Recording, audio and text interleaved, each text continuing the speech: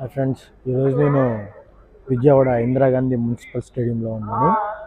ఇక్కడ ఏంటంటే book stalls పెట్టారనమాట. సరే, మంచి బుక్స్ ఏమైనా ఉన్నాయేమో చూసి తీసుకుందామని వచ్చాను. అలాగే మీకు చిన్న ఇన్ఫర్మేషన్ ఏంటంటే, మీరు బుక్స్ కొనుక్కోండి, చదువుకోండి, జ్ఞానాన్ని పెంచుకోండి. పుస్తకం వల్లే జ్ఞానం వస్తుంది. ఇండియాలో పైకి రావాలి, ఒక మంచి స్టేజ్కి రావాలంటే ఓన్లీ రెండే ఆప్షన్స్ ఉన్నాయి. ఒకటి విద్య, లేకపోతే వ్యాపారం.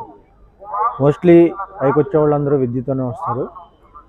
నెక్స్ట్ ఆప్షన్ ఏంటంటే విద్య లేకపోతే వ్యాపారం. ఎప్పుడు మీరు ఒకళ్ళ కింద వర్క్ చేద్దామని చూడొద్దు ఎప్పుడు. ఎందుకంటే వాళ్ళు మీ వర్క్ని దోచుకుంటారనమాట, మీ పనిని దోచుకుంటారు అంతే. మీరు 100% చేస్తే మీకు ఇచ్చేది 20%, 30% మాత్రమే ఉంటుంది. అలా కాకుండా మీరు సొంతగా ఏదో ఒకటి స్టార్ట్ చేసుకున్నారనుకో, బిజినెస్ ఏదో ఒకటి 5,000తో స్టార్ట్ చేసుకోవచ్చు, 10,000తో స్టార్ట్ చేసుకోవచ్చు. చాలా ఉన్నాయి, చాలా బిజినెస్లు ఉన్నాయి అలాంటివి. అలా స్టార్ట్ చేసుకొని పైకి వస్తాం చాలా బెస్ట్. చాలా ప్రశాంతంగా ఉంటారు. మీరు చేయాలనుకున్నది చేస్తారు, మీరు సాధించాలనుకున్నది సాధిస్తారు. అది ఇంకా మీ చేతుల్లో ఉంటుందన్నమాట. మోస్ట్లీ ఉద్యోగం చేయడం కన్నా వ్యాపారం చేస్తానికే మీరు ఎక్కువ ప్రిఫరెన్స్ ఇవ్వండి. అదే మిమ్మల్ని పైకి తీసుకొస్తుంది. కాకపోతే ఎంతకాలం చేసినా ఆ వచ్చిన డబ్బులతో మీరు ఈఎంఐలు పే చేసుకోవటం అదే సరిపోతుంది. మంత్లీ ఇంకా అదే పని అవుతుంది అనమాట. సో వ్యాపారం ఏదో ఒకటి చిన్నగా స్టార్ట్ చేసుకోవడానికి ట్రై చేయండి. సో తర్వాత ఇంకా నేను ఇక్కడ బుక్ స్టాల్స్ ఉన్నాయి, అవన్నీ ఒక్కొక్కటి చూపిస్తాను. కాకపోతే మంచి స్టాల్స్ ఏమన్నా ఉండి మంచి బుక్స్ ఏమైనా ఉంటే చెప్తాను. ఇవన్నీ బుక్ స్టాల్స్ అనమాట. దగ్గర దగ్గర ఒక 100 బుక్ స్టాల్స్ బాగా పెట్టినట్టున్నారు.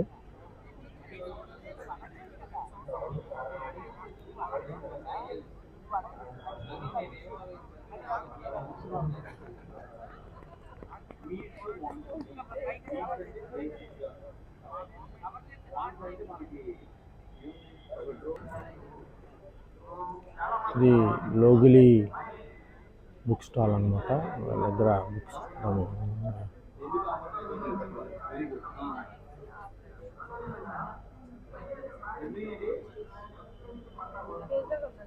టాబ్డి గాయకుడు మన ఘంటసాల.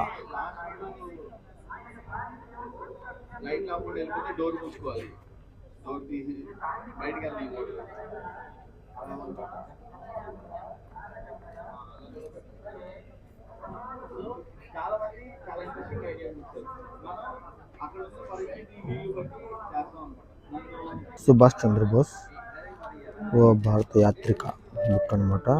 పూర్తి చేయని నా ఆత్మకథ, సుభాష్ చంద్రబోస్. అనువాదం ముకుంద అంట. ఇది ఆర్జీవి బుక్ అనమాట. నా ఇష్టం, రామ్ గోపాల్ వర్మ. కడపటి యుద్ధం అంట, బండి నారాయణ స్వామి.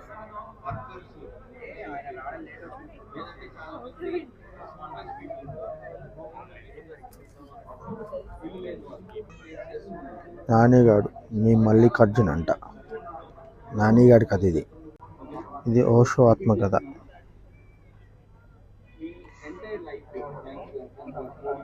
ఇది చదివితే మీరు ఒక డిఫరెంట్ వరల్డ్కి వెళ్ళిపోతారు. ఓషో ఆత్మకథ చదివితే వెరైటీ ఉంటుంది అంతా. చిన్నప్పుడు చదువుకున్న సుమతి శతకాలు, వేమన శతకాలు, భాస్కర శతకము, సుమతి శతకం, శ్రీకాళహస్తీశ్వర శతకం, ఇవన్నీ పోయమ్స్ అన్నమాట. ఈ పోయమ్స్ చదువుకుంటే మంచి జ్ఞానం వస్తుంది. వేమన, ఉప్పుక ప్రభు, why I am atheist, Bhagat Singh, Swami Vivekananda. ఇది కల్కి, నాగశ్విన్ కల్కి కాదు, రియల్ కల్కి. ఇది the great boxer, Mohammed Ali, Nelson Mandela.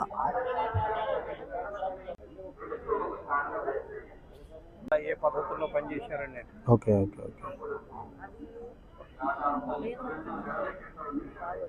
స్వతంత్ర సమృద్ధి జ్వాల. ఎంత పడుతుంది కాస్ట్ ఇది?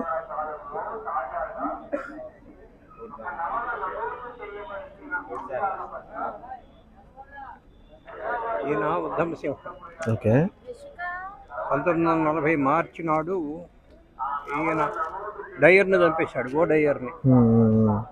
ఆ తర్వాత అప్పుడు దాకా తపస్సు చేసుకుంటున్నాడు సుభాష్ చంద్రబోస్. ఆయనకి కదలికి వచ్చింది ఈ పనితో. ఆయన బయలుదేరి వెళ్ళి సావర్కర్ని కలిశాడు. సావర్కర్ ఆయన సలహా ఇచ్చాడు, మన వాళ్ళు చాలా మంది సైన్యంలో ఉన్నారు, ఇప్పుడు నువ్వు సరిహద్దులు దాటి బయటికి వెళ్ళి పిలిపిస్తే వాళ్ళు నీతో పాటు వెనకాల వచ్చి ఈ దేశాన్ని విముక్తం చేస్తారు అని.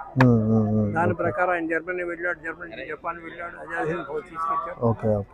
దాని తర్వాత నేవల్ మ్యూటినీ వచ్చింది, అట్లా స్వతంత్రం వచ్చింది. ఆ డీటెయిల్స్ అన్ని కూడా సూత్రం ఉంటుంది. థ్యాంక్ యూ అండి. చూసారు కదా, ఈ బుక్లో ఉన్న స్టోరీ మొత్తం తీసుకున్నా. ఈ బుక్ తీసుకుని చదివిన తర్వాత మీకు చెప్తాను అసలు ఏముంది దీనిలో.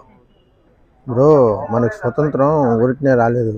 ఇలాంటి వాళ్ళు ఎంతమందో కష్టపడితే మనకి స్వతంత్రం వచ్చింది. కానీ మనకు వచ్చిన ఆ స్వతంత్రాన్ని మనం ఏం చేసుకుంటున్నాం? 70 సంవత్సరాల నుంచి నిర్వీర్యం చేసుకుంటున్నాం. అది మన పరిస్థితి. మేలుకోండి బ్రో, మేలుకోండి. ఇది గైస్, మీరు కూడా మంచి బుక్స్ కొనుక్కొని చదువుకోండి స్టేడియంలో అనమాట. జ్ఞానాన్ని పెంచుకోండి. ఈసారి ఇంకో మంచి వీడియోతో వస్తాను. Thank you. బాయ్